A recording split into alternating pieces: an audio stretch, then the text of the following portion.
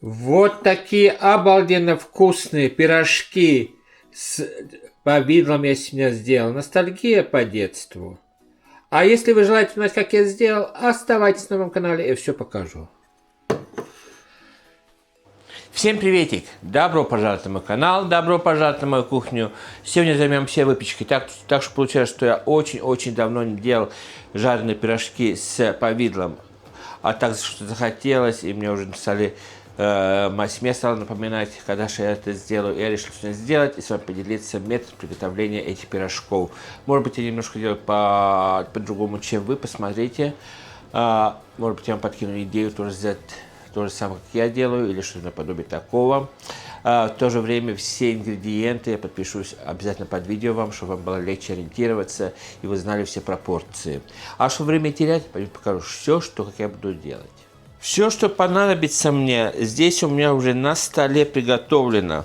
Здесь у меня свежие дрожжи просыпаются. Сюда я добавил свежие дрожжи, добавил сахара, количество сахара и добавил воду от количества воды, а также муки от количества муки. Так, в первую очередь, что я сделаю? Здесь у меня мука уже... В первую очередь, что я делаю? Здесь у меня мука просеянная, и здесь я промешаю все сухие ингредиенты.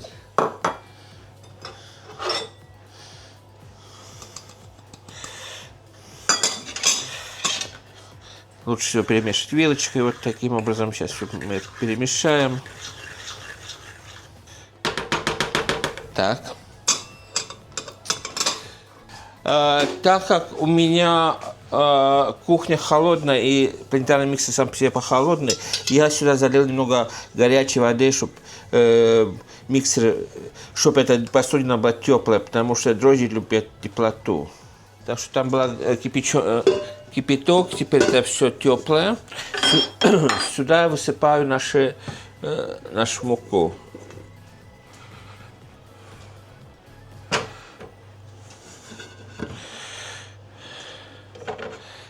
Выливаю масло.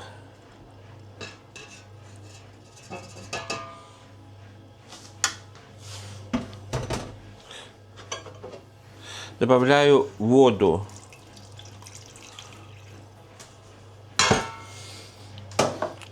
И отправляем наши дрожжи сюда.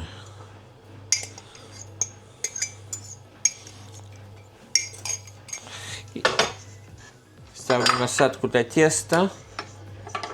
И начинаем с малых оборотов, и потом обороты мы увеличим и будем замешивать примерно минут 10, как тесто замесится.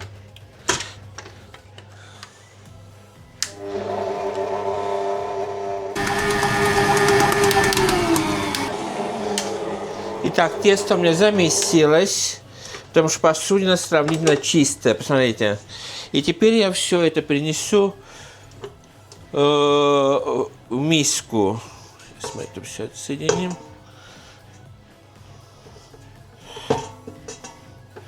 Как видите, сравнительно все чисто здесь все.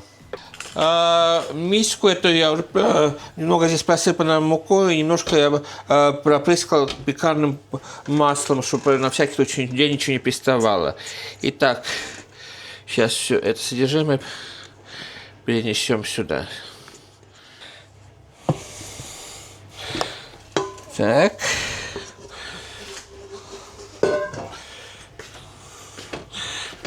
Куда пойдем? Как видите, тесто сравнительно эластично, почти что не пристает к рукам. То, что и надо. Оно и теплое, и хорошо начинает сейчас дышать. Теперь я все это накрываю, и мы отправим это в теплое место на пару часиков. Итак, в качестве начинки я сегодня буду пользоваться такой здесь мармелад. И дело в том, что я обратил внимание, что когда выпекается, он становится очень жидким. И где-то я читал, или кто-то говорил, что если очень жидкий, то можно добавить 1 ложечку крахмала. То, что я сегодня попытаюсь сделать, и посмотрим, поможет ли мне это или нет.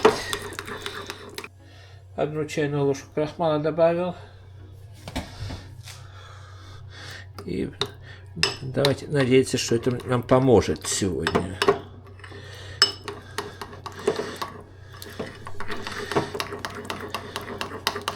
Хорошо, только перемешать надо. Очень хорошо. Так. И теперь сядем, будем лепить наши пирожки. Итак, тесто у меня уже поднялось 2 раза. Посмотрите, какая прелесть. Стол я немножко пропрыскал маслом. Честно говоря, я не хочу больше муки добавлять, потому что иначе это будет все гореть в масле. А мы сейчас... Тесто, посмотрите, какое эластичное, практически не прилипает к рукам. Я люблю пользоваться маленьким количеством теста, так что я сейчас немного... И этот жгутик мы тоже порежем пополам. Так будет легче работать с тестом. Сейчас будем делать пирожки и все складывать на это донышко. Донышко я тоже попрыскал пекарным маслом, чтобы нигде ничего не приставало. И теперь я беру, вот так, нарезаем.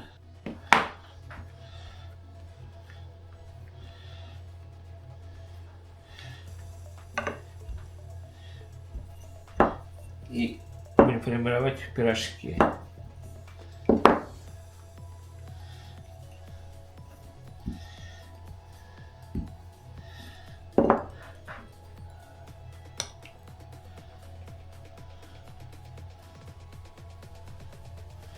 Так. Самое главное, чтобы повидло или варенье у вас на шов не попало. Сейчас мы вот так и складываем на донышко. Так что встретимся, как я все это сделаю теперь. Итак, первый поднос я сделал. Сейчас я испеку это, освобожу место и тогда продолжу лепить пирожки. И в то же время масло у меня уже нагревается. Как у нас масло нагреется, сразу же мы отправим сюда наши пирожки. Чтобы посмотреть, что у нас масло нагрелось или нет, я немножко теста сюда отпускаю. Отлично. Так, теперь потихонечку я сюда отправляю наши булочки швом вниз.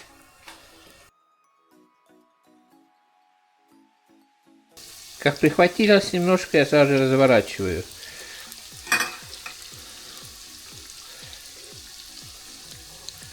Чтобы не пузырилось, иначе у нас там повидло может потечь.